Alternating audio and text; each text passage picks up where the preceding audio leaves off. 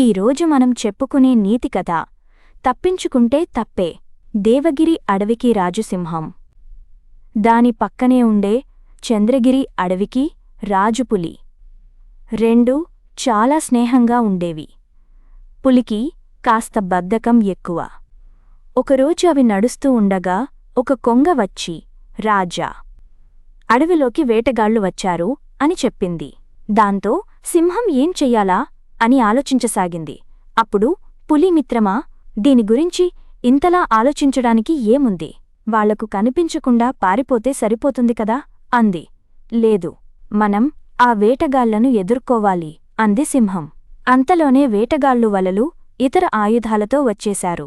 సింహం ఒక్కసారిగా వాళ్ల మీదకు దూకి దాడి చేయబోయింది. పులి మాత్రం మెల్లగా అక్కడినుంచి తప్పించుకుంది.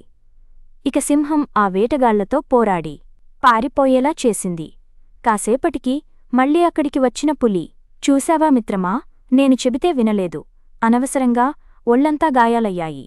నువ్వు కూడా నాతో పాటు వచ్చి ఉంటే ఇలా అయ్యేది కాదు కదా అంది.